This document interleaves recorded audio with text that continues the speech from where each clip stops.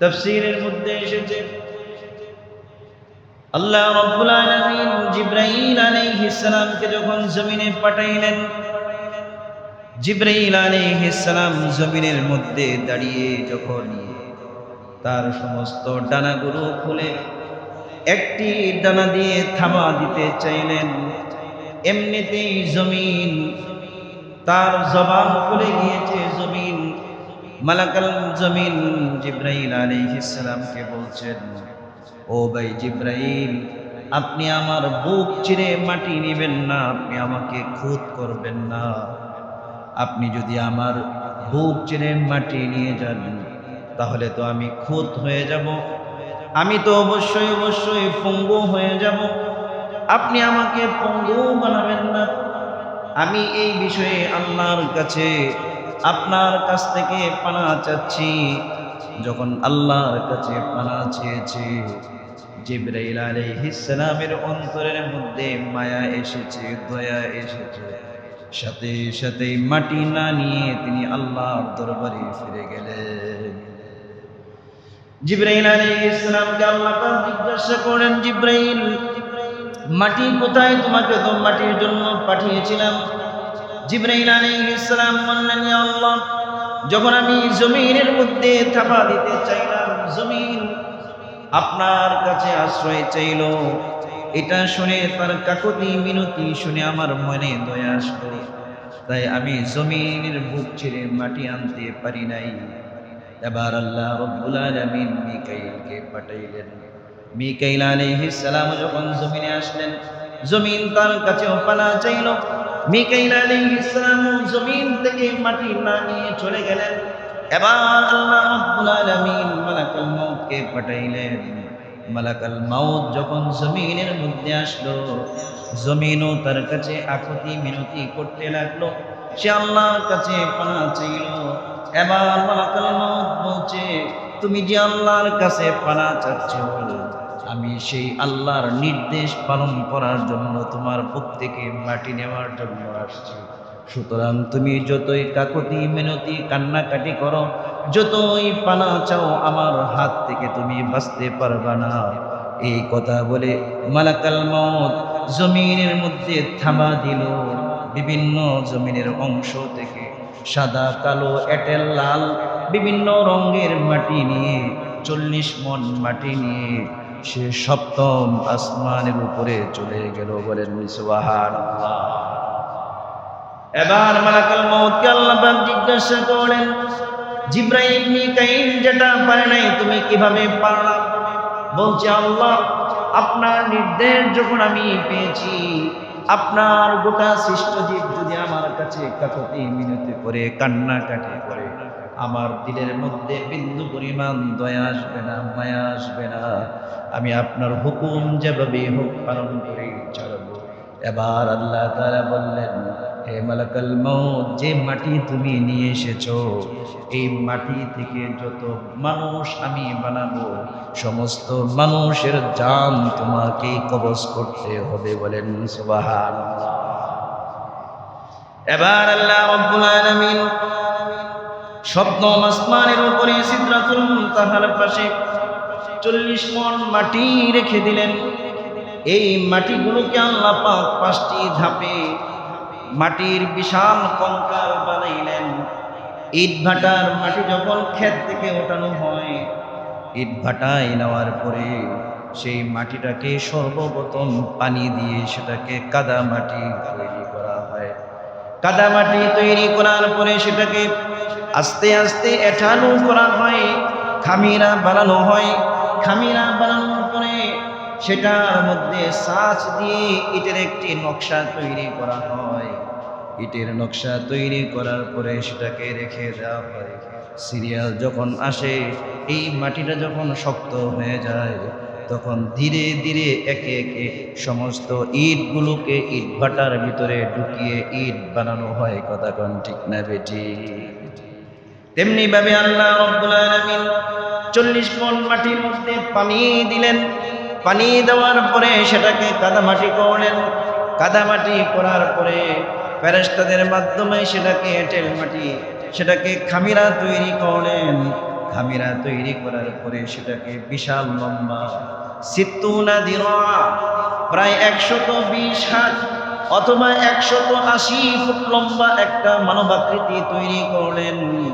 তৈরি করার পরে এটাকে সপ্তম আসমানের উপরে রেখে দিলেন, আর তার মধ্যে আলো ফোকাস করতে লাগলেন। আস্তে আস্তে সেটা একদম শক্ত হয়ে গেল। শক্ত হয়ে যাওয়ার পরে এইভাবে রেখে দিলেন। ইটগুলোকে দীর্ঘদিন রেখে দিলে যেভাবে কালো হয়ে যায়, শ্যাওলা পড়ে যায়, তেমনি ভাবে আদম আলাইহিস সালামের এই মাটির কঙ্কালটাকে যখন দীর্ঘদিন পর্যন্ত রেখে দিলেন, তখন সেটা একদম শ্যাওলার মতো কালো হয়ে গেল। তারপর আল্লাহ তাআলা তার মধ্যে রূহ ফুঁকে দিলেন, বলেন সুবহানাল্লাহ। তারপর আল্লাহ তাআলা তার মধ্যে কি দিলেন? রূহ ফুঁকে দিলেন। 180 হাত অথবা 160 হাত অথবা 120 হাত লম্বা ছিলেন আদম আলাইহিস সালাম, বলেন সুবহানাল্লাহ। এত বড় লম্বা, আপনাকে নিচ থেকে আমরা যদি দাঁড়াই মাথা দেখা যাবে? কি বলেন, দেখা যাবে? প্রথম যুগের মানুষগুলো এরকমই লম্বা ছিল। আস্তে আস্তে মানুষগুলো খাটো হতে হতে এখন 5 থেকে 6 ফিটের ভিতরে আছে। কি বলেন? 6 ফিটের উপরে মানুষ হাজারে 2-3 জন পাওয়া যায়, কিন্তু 5 থেকে 6 ফিটের ভিতরেই সমস্ত মানুষ বর্তমান। হাদিস শরীফের মধ্যে এসেছে, যত দিন যাবে মানুষ তত ছোট হতেই থাকবে, যত দিন যাবে মানুষকে তত খাটো হতেই থাকবে, ছোট হতেই থাকবে। তো আল্লাহ তাআলা এই বিশাল বড় কঙ্কাল তো বানাইলেন। বানানোর পরে সর্বপ্রথম আল্লাহ তাআলা ওয়ানাফাখা ফীহি মির রূহিহি, তার রূহ থেকে আল্লাহ তাআলার কুদরতিভাবে তার রূহ থেকে আদম আলাইহিস সালামের সর্বপ্রথম ব্রেইনের মধ্যে আল্লাহ তাআলা রূহ দিলেন। তার ব্রেইন সতেজ হয়ে গেছে। এই রূহ আস্তে আস্তে চোখে এসেছে। যখন চোখে আসছে তখন তিনি চাইলেন, সব কিছু দেখতেছেন, এখনো পর্যন্ত নিচের দিকে রূহ নামে নেই। এই রূহ যখন ধীরে ধীরে নাকে এসেছে তখন তিনি হাঁচি দিয়েছেন। ফেরেশতারা বলছে, ফাকুল, হে আদম তুমি বললো আলহামদুলিল্লাহ, বলেন না সুবহানাল্লাহ। আদম আলাইহিস সালাম বলেন আলহামদুলিল্লাহ। আল্লাহ তাআলার সাথেই বললেন, ইয়ারহামুকা রাব্বুক, তোমার রব তোমার এবং বনি আদম যারা হাঁচির জবাবে আলহামদুলিল্লাহ বলবে, সমস্ত মানুষের উপর তোমার এবং তোমার রব আল্লাহ তাআলা কিয়ামত পর্যন্ত রহমত বর্ষণ করতে থাকবে, বলেন সুবহানাল্লাহ। আদম আলাইহিস সালামের যখন রূহ পেটের মধ্যে আসছে, তিনি জান্নাতের নাজনিয়ামত ফল এইগুলো তিনি দেখতেছেন। তার পেটের মধ্যে ক্ষুধার অনুভব হয়েছে। তিনি উঠে বসতে চাইলেন, কিন্তু বসবেন কিভাবে? তার পায়ে তো এখনো রূহ আসেই নাই। তার পায়ে কি এখনো রূহ আসেই নাই। তো তিনি যখন উঠতে বসতে চাইলেন, আল্লাহ তাআলা বলেন, ওয়াকানাল ইনসানু আজুলা, মানুষ তো খুব তাড়াহুড়া প্রবণ, মানুষ খুব রেজাল্ট খুব দ্রুত চায়। কি বলেন, ঠিক না বেঠিক? মানুষ কি চায়? খুব দ্রুত রেজাল্ট চায়, পরিশ্রমের রেজাল্ট নগদ নগদ। মানুষ হচ্ছে নগদে বিশ্বাসী, নগদে বিশ্বাসী। তো আল্লাহ তাআলা আদম আলাইহিস সালামের আস্তে আস্তে আস্তে আস্তে রূহ যখন পায়ের তলা পর্যন্ত গেল, এবার আল্লাহ রাব্বুল আলামিন ওয়া আমারা আদম, আল্লাহ তাআলা আদম আলাইহিস সালামকে নির্দেশ দিলেন, আদম তুমি ওঠো, দাঁড়াও, এই যে মজলিস, ফেরেশতাদের মজলিসের সামনে যাও, গিয়ে তাদেরকে তাহিয়াতুকুম, তুমি তাদেরকে সালাম দাও, বলেন সুবহানাল্লাহ। আদম আলাইহিস সালাম তিনি দাঁড়াইলেন। দাঁড়িয়ে হাঁটি হাঁটি পা করে, যখন হাঁটি হাঁটি পা করে সামনের দিকে যাচ্ছে, সমস্ত ফেরেশতারা সুবহানাল্লাহ সুবহানাল্লাহ বলতেছে। কারণ ফেরেশতারা তো দেখেছে কিছুক্ষণ আগে একটা মাটির কঙ্কাল ছিল, কিন্তু আল্লাহ তাআলা এর মধ্যে রূহ থাকার কারণে এই মাটিগুলো আস্তে আস্তে গোশতে পরিণত হয়ে গেছে, চামড়ায় পরিণত হয়ে গেছে, চামড়ার উপরে পশমে পরিণত হয়ে গেছে। আদম আলাইহিস সালামের গোটা চেহারাটা দাড়ি ভরে গেছে। এবং তার চুলগুলো বাবরি চুল হিসাবে পুরা মাথায় ঢেকে গিয়েছে। সব কিছু যখন ফেরেশতারা দেখলো, ফেরেশতারা সুবহানাল্লাহ আর আল্লাহু আকবার ধ্বনিতে গোটা সপ্তম আসমান মুখরিত করে দিল। বলেন সুবহানাল্লাহ, আরো জোরে বলেন না সুবহানাল্লাহ। আদম আলাইহিস সালাম ফেরেশতাদের জামাতের কাছে গেলেন, যাওয়ার পরে তাদেরকে সালাম দিলেন, আসসালামু আলাইকুম। ফেরেশতারা সাথে সাথেই বলল, ওয়া আলাইকুমুস সালাম ওয়া রাহমাতুল্লাহ। এবার আল্লাহ তাআলা বললেন, হে আদম, কিয়ামত পর্যন্ত তোমার এবং তোমার যত সন্তান আসবে সমস্ত সন্তানদের অভিবাদন একজনের সাথে আরেকজনের সাক্ষাৎ হওয়ার সাথে সাথে যারা সালাম বিনিময় করবে আল্লাহ তাআলা তাদের উপর রহমত নাজিল করবেন। বলেন সুবহানাল্লাহ। সালামে কয় নেকি ভাই? 10 নেকি। সালামে 10 নেকি। আসসালামু আলাইকুম 10, ওয়া রাহমাতুল্লাহ 20, আর ওয়া রাহমাতুল্লাহি ওয়া বারাকাতুহু 30 নেকি। সালাম কিন্তু এতটুকুই। হাদিস শরীফের মধ্যে এসেছে, যে ব্যক্তি তোমাকে আসসালামু আলাইকুম বলবে তার উত্তরে ওয়া আলাইকুম আসসালাম ওয়া রাহমাতুল্লাহ বলো। যে ব্যক্তি তোমাকে আসসালামু আলাইকুম ওয়া রাহমাতুল্লাহ বলবে তার উত্তরে ওয়া আলাইকুম আসসালাম ওয়া রাহমাতুল্লাহি ওয়া বারাকাতুহু বলো। যে ব্যক্তি তোমাকে আসসালামু আলাইকুম ওয়া রাহমাতুল্লাহি ওয়া বারাকাতুহু বলবে তার উত্তরেও ওয়া আলাইকুম আসসালাম ওয়া রাহমাতুল্লাহি ওয়া বারাকাতুহু পর্যন্তই বলো, এরপরে আর নাই। বাকি যেটা বাড়াই ওয়া জান্নাতুহু ওয়া মাগফিরাতুহু এগুলো সব হচ্ছে মানুষের বানোয়াট। হাদিসের মধ্যে বিন্দু পরিমাণও এগুলো উল্লেখ নাই। তাহলে এগুলো কি মানুষ বানাইছে? কি করছে? মানুষ বানাইছে। সালামের উত্তর ওয়া রাহমাতুল্লাহি ওয়া বারাকাতুহু পর্যন্ত, আর পূর্ণাঙ্গ সালামও হচ্ছে আসসালামু আলাইকুম ওয়া রাহমাতুল্লাহি ওয়া বারাকাতুহু পর্যন্ত। এরপরেও কিছু নাই, উত্তরেও এরপরে কিছু নাই। এই 3 শব্দের মধ্যে সালাম। বলেন সুবহানাল্লাহ। তো আদম আলাইহিস সালাম সবাইকে সালাম দিলেন। সালাম দেওয়ার পরে আল্লাহ তাআলা আদম আলাইহিস সালামকে গোটা ফেরেশতা জাতি সব কিছুর উপর তিনি মর্যাদা দান করবেন। এই জন্য আদম আলাইহিস সালামকে আল্লাহ তাআলা ইলম শিক্ষা দিলেন। বলেন সুবহানাল্লাহ। কুরআন খুলে দেখুন, আল্লাহ রাব্বুল আলামিন সূরাতুল বাকারার 31 নম্বর আয়াতের মধ্যে বলেন, ওয়া'আল্লামা আদামাল আসমাআ কুল্লাহা সুম্মা 'আরাদাহুম 'আলাল মালাইকা। আল্লাহ তাআলা পৃথিবীতে যত বস্তু আসবে, যত মাখলুক আসবে, যত প্রাণী আসবে, যত বস্তু পৃথিবীতে কিয়ামত পর্যন্ত আসবে, বিজ্ঞান যত বিষয় আবিষ্কার করবে, কিয়ামত পর্যন্ত পৃথিবীতে যত ইলম আসবে, পৃথিবীতে যত ভাষা আসবে, সব কিছু আল্লাহ তাআলা আদম আলাইহিস সালামকে শিক্ষা দিলেন। বলেন সুবহানাল্লাহ। হাদিস শরীফের মধ্যে এসেছে, আল্লাহর নবী বলেন, আদম আলাইহিস সালামকে আল্লাহ পাক প্রত্যেকটা সৃষ্টির কোয়ালিটি, কোয়ান্টিটি এবং তার বৈশিষ্ট্য কি, গুণাগুণী কি, তার নাম কি, সব কিছু সুন্দরভাবে শিক্ষা দিয়েছেন। আলু, পেঁয়াজ, মরিচ থেকে শুরু করে ধান, গম, যব, আটা, রুটি, গোশত, মাছ থেকে শুরু করে যত মানুষ, যত কিছুর সৃষ্টি এই পৃথিবীতে আছে, সমস্ত সৃষ্টির নামগুলো আল্লাহ তাআলা আদম আলাইহিস সালামকে শিক্ষা দিয়েছেন। বলেন সুবহানাল্লাহ। সব কিছু শিক্ষা দেওয়ার পরে ফেরেশতাদের সামনে এবার আল্লাহ রাব্বুল আলামিন কিয়ামত পর্যন্ত যত বস্তু আসবে সমস্ত বস্তুগুলোকে রেখে দিলেন। সমস্ত বস্তুগুলোকে রেখে দেওয়ার পরে ফেরেশতাদেরকে এবার আল্লাহ রাব্বুল আলামিন বলেন, হে ফেরেশতারা, এই সমস্ত বস্তুগুলোর নাম তোমরা বর্ণনা করো।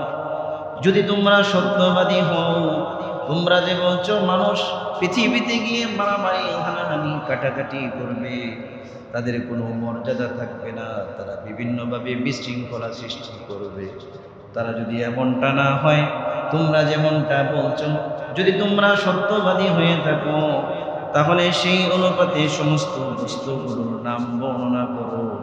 ফেরেশতারা বলল, আল্লাহ আপনি কত পবিত্র, আমরা তো এগুলোর নাম জানি না, আপনি আমাদেরকে যতটুকু শিখান ততটুকুই আমরা পারি, এর বাহিরে আমরা কোনো কিছুই পারি না।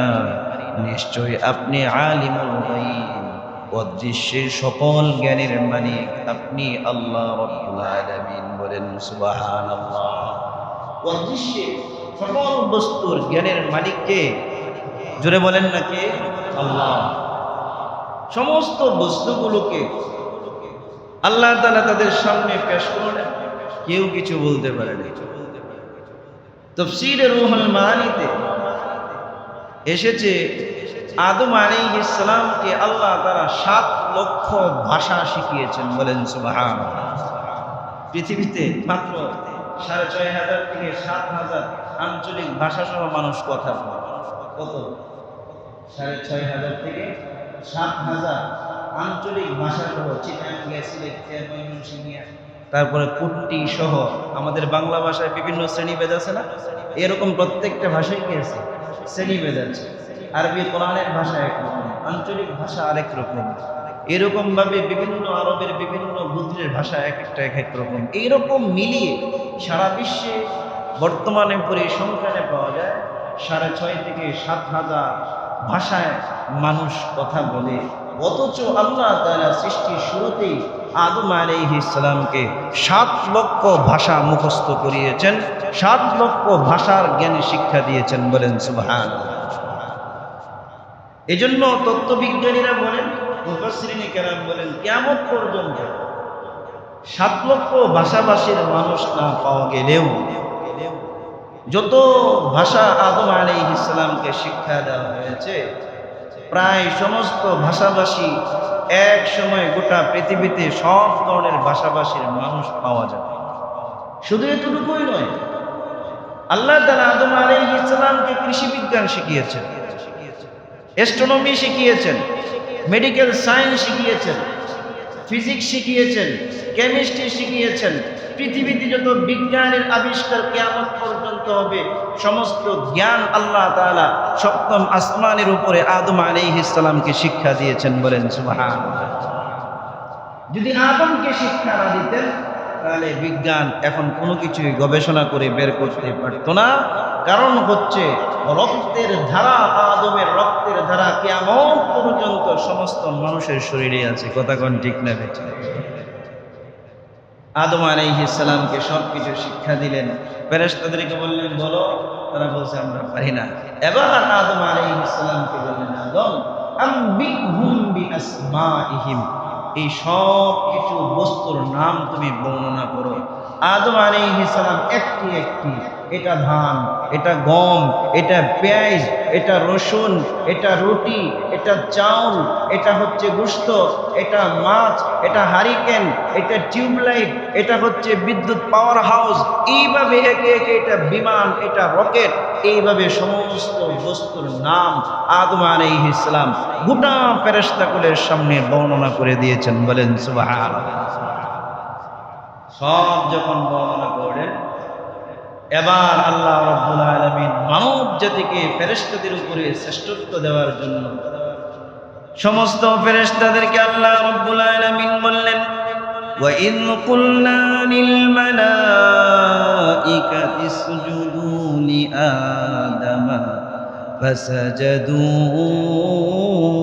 ইল্লা ইবলিস।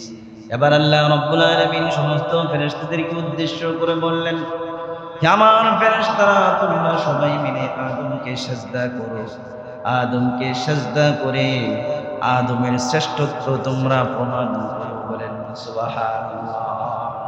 সমস্ত ফেরেশতাদের মধ্যে সর্বপ্রথম মিকাইল আলাইহিস সালাম সিজদায় পড়লেন, তারপর ইসরাফিল আলাইহিস সালাম সিজদায় পড়লেন, জিবরাইল আলাইহিস সালাম সিজদায় পড়লেন, মালাকুল মাউত সিজদায় পড়ে গেলেন। তারপর সমস্ত ফেরেশতারা একসাথে সিজদায় পড়ে গেল, ইল্লা ইবলিস। কিন্তু ফেরেশতাদের দলে থাকা এক প্রকার মুনাফিক জিন, যার নাম হচ্ছে ইবলিস, সে আদমকে সিজদা করে নাই। বলেন নাউজুবিল্লাহ। ফেরেশতাদের দলে থাকে, একই সাথে বসবাস করে, সপ্তম আসমানে থাকে, জান্নাতে থাকে, জান্নাতের আশপাশে ঘুরে, আল্লাহর আরশের চতুর্পাশে ঘুরে, কিন্তু আল্লাহ তাআলার আদেশ সমস্ত ফেরেশতারা মানছে, কিন্তু সে মানে নাই। কারণ কি? কারণ হচ্ছে তার ভিতরে অহংকার ঢুকে গিয়েছে। বলেন নাউজুবিল্লাহি মিন যালিক। আল্লাহ তাআলা ফেরেশতাদেরকে নির্দেশ দিলেন, সমস্ত ফেরেশতারা সিজদা দিল, কিন্তু শয়তান সিজদা দেয় নাই। আল্লাহ তাআলা আশ্চর্য হন নাই, কারণ আল্লাহ তো জানেন। আল্লাহ তাআলা কি কথা কয় না? জানেন কি জানেন না? যেটা ঘটবে সেটাও জানেন, যেটা ঘটেছে সেটাও জানেন, বর্তমানে যেটা ঘটতে যাচ্ছে সেটাও জানেন, কিয়ামত পর্যন্ত যা ঘটবে সেটার খবর যার কাছে আছেন তিনি কে? আল্লাহ। সব কিছু তিনি জানেন, আল্লাহ জানেন। এই ইবলিস কখনোই সিজদা দিবে না। ইবলিসকে আল্লাহ তাআলা জিজ্ঞাসা করলেন, মা মানাআকা আন তাসজুদা লিমা খালাকতু বিয়াদি। এই কিরে, আমার মন খাস, আমার আরশের চতুর্পাশে ঘুরিস, আমি যাকে স্বহস্তে বানাইলাম, আমি নির্দেশ দিলাম। কে নির্দেশ দেন? নির্দেশ কার? আল্লাহ। আল্লাহর নির্দেশ, এটা কোনো ভায়া না যে অমুকের মাধ্যমে নির্দেশ এসেছে, সেখানে সংশয় তৈরি হইতে পারে আসলে নির্দেশটা আল্লাহর নাকি অন্য কারো, এরকম কিছু না। ডিরেক্টলি আল্লাহ তাআলা যেখানে নির্দেশ দিলেন, আল্লাহ তাআলা বলেন মা মানা, এই মা তোমাকে কিসে নিষেধ করলো? তোমাকে কিসে নিষেধ করলো? যাকে আমি স্বহস্তে বানাইলাম, নিজের রূহ তার মধ্যে ফুঁকে দিলাম, যাকে আমি আল্লাহ তাআলা এত এলেম দিলাম, এত জ্ঞান দিলাম, জিব্রাইল ফেরেশতাদের, সমস্ত ফেরেশতাদের সর্দার সহ, বড় বড় 4 ফেরেশতা সহ সমস্ত ফেরেশতারা, আরশের ফেরেশতা, সিদরাতুল মুনতাহার ফেরেশতা, সমস্ত ফেরেশতারা যাকে সিজদা করবে, তুমি কেন সিজদা করবে? আল্লাহ আমি কেন সিজদা করব? আনা খায়রুম মিন, আমি তো তার থেকে উত্তম। বলেন না নাউজুবিল্লাহ। তুমি কেমনে উত্তম? আপনি তো আমাকে আগুন থেকে সৃষ্টি করেছেন আর তাকে মাটি থেকে সৃষ্টি করেছেন। আপনি আমাকে কি করেছেন? আগুন থেকে সৃষ্টি করেছেন আর তাকে মাটি থেকে সৃষ্টি করেছেন। আগুনের স্বভাব হচ্ছে উপরের দিকে ওঠা, মাটির স্বভাব হচ্ছে নিচের দিকে নামা। মাটির চেয়ে আগুনের দাম বেশি, সুতরাং বেদামি জিনিসকে দামি মানুষকে দামি সৃষ্টি কেন সৃষ্টি আপনার সিজদা করবে? বলেন নাউজুবিল্লাহ। এইখানে দেখেন ইবলিস সে কি করল? নিজেই নিজের মর্যাদা সে প্রকাশ করল, অথচ আগুনও কার সৃষ্টি? জুড়ে বলেন না কার সৃষ্টি? মাটির কার সৃষ্টি? নূরও কার সৃষ্টি? সব কিছুর স্রষ্টা তো আল্লাহ। মর্যাদার ঘোষণার মালিকও তো আল্লাহ। মর্যাদার ঘোষণার মালিক কে? আল্লাহ। কোম্পানিতে যে মালিক আছে, সে যে প্রোডাকশন করে, যারা প্রোডাকশন ম্যানেজার আছে, কোন মালের প্রোডাকশন কেমন, কোয়ালিটি কেমন, এটা তো প্রোডাকশন ম্যানেজাররাই জানে। কথা কম ঠিক না? শাড়ি বানাইছে, শাড়ির দাম 27,000 টাকা, এর মধ্যে কত টাকার সুতা গিয়েছে, এই সুতার মান কেমন, নীরের সুতা নাকি এটার মধ্যে ফলস আছে, এর মধ্যে মিক্সড আছে কিনা, এটা তো যে প্রোডাকশন বানাইছে সেই জানে। কথা কন ঠিক না বেটি? তো আল্লাহ তাআলা তো সব কিছুর প্রোডাকশন করছেন, সব কিছু সৃষ্টি করেছেন, তো আল্লাহ তাআলা তো সব কিছু জানেন। তো আল্লাহ তাআলা যখন তাকে জিজ্ঞাসা করলেন, সে নিজের মর্যাদা নিজেই কি করলো? প্রকাশ করলো। আল্লাহ তাআলা সাথে সাথে রাগান্বিত হলেন, রাগান্বিত হয়ে বললেন আলাখরুজু মিনহা ফাইন্নাকা রাজীম, এই বেয়াদব, এখনই এখান থেকে বের হয়ে যা, তুই হচ্ছিস বিতাড়িত, তুই একদম আমার দরবার থেকে এখনই বের হয়ে যা। বলেন নাউজুবিল্লাহি। দেখেন শয়তান তো সাধারণ কোনো সৃষ্টি না। শয়তান কি সাধারণ কোনো সৃষ্টি না। শয়তান আল্লাহ তাআলার প্রকৃতি জানতেন, আল্লাহ তাআলার স্বভাব জানতেন। মানুষ যখন রাগান্বিত হয়ে যায়, সে হিতাহিত জ্ঞান শূন্য হয়ে যায়। হিতাহিত কি জ্ঞান শূন্য হয়ে যায়। কোনো ব্যক্তি যদি আপনার প্রতি রাগান্বিত হয়ে যায় আর তার কাছে যদি কোনো কিছু চান কখনো দিবে? কথা কয় না, দিবে নাকি? আরে সন্তানের প্রতি মা বাবা যখন রাগান্বিত হয়, সন্তান যদি বাবার কাছে বলে বাবা 100 টাকা দেন, দিবে? বলবে জুতা আছে, জুতা দিবি না। কথা কোন ঠিক না বেঠিক? কিন্তু শয়তান ডাইরেক্ট আল্লাহর সাথে আপনার মুনাজারা শুরু করে দিয়েছে, তর্ক বিতর্ক। কি তর্ক বিতর্ক? আল্লাহ তাআলার কাছে বলতেছে, আল্লাহ কতদিন পর্যন্ত আমি বিতাড়িত? কয় ইলা ইয়াউমিদ্দিন, কিয়ামত পর্যন্ত। বুঝলাম, আপনি যার কারণে আমাকে বিতাড়িত করলেন সে থাকবে কতদিন? কয় কিয়ামত পর্যন্ত। সেও কতদিন থাকবে? কিয়ামত পর্যন্ত। কিয়ামত পর্যন্ত হায়াত দেন। কিয়ামত পর্যন্ত কি দেন? হায়াত দেন। কিয়ামত পর্যন্ত হায়াত দেন, কি করবা? বলে ক্বালা ফাবিমা আগওয়াইতানি লাআকউদান্না লাহুম সিরাতাকাল মুস্তাকিম।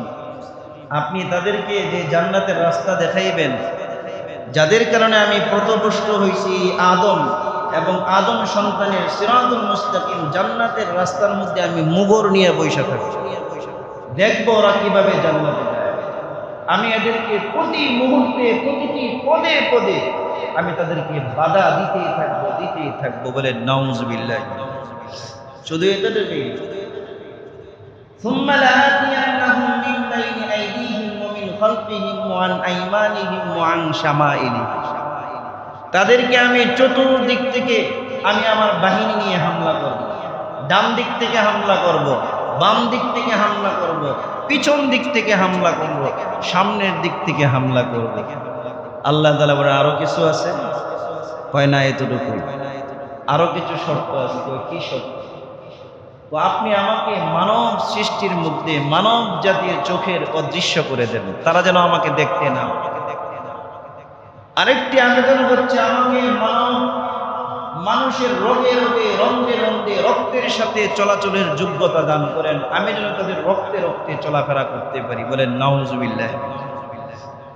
এবার আল্লাহ তাআলা বললেন, তুই তোর বাহিনী দিয়ে ডান দিক থেকে হামলা করবি, বাম দিক থেকে হামলা করবি, সামনের দিক থেকে হামলা করবি, পিছনের দিক থেকে হামলা করবি। কিন্তু যারা মুখলেস, একমাত্র আমার জন্য ঈমান আনবে, আমার জন্য আমাকে সন্তুষ্ট করার জন্য নামাজ পড়বে, রোজা রাখবে, দুনিয়ার সমস্ত কাজ আমার সন্তুষ্টির জন্য করবে, এমন মুখলিস বান্দাদেরকে মশা যেমন চতুর্দিক থেকে হামলা করলে মশারি টানানোর পরে আর মশা ওই মশারির ভিতরে ঢুকতে পারে না, ব্যক্তিকে কামড় দিতে পারে না, তেমনি আরশে আজিম থেকে আমি আমার রহমতের মশারি আমার সেই মুখলেস বান্দার উপর দিয়ে দিব। তুই হামলা করবি, আমার বান্দা পর্যন্ত পৌঁছতে পারবে না। বলেন সুবহানাল্লাহ। আরো জোরে বলেন না সুবহানাল্লাহ। আল্লাহ তাআলা এই দায়িত্ব নিয়েছেন। শয়তানও বলছে ইল্লা ইবাদাকা মিনহুমুল মুখলাসিন, তবে যারা একমাত্র আপনার সন্তুষ্টির জন্য ইবাদত বন্দিগি করবে তাদেরকে কিন্তু আমি পথভ্রষ্ট করতে পারবো না, কারণ তো তাদেরকে তো আপনি নিজ রহমতে হেফাজত করবেন। বলেন সুবহানাল্লাহ।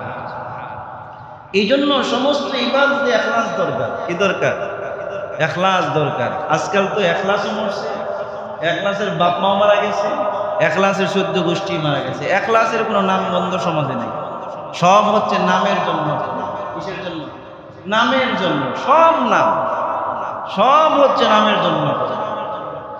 হাজী সাহেব হজ করে, বহু হাজি আমাদের সমাজে আছে, নামের শুরুতে হাজি না লিখলে খেপে যায়।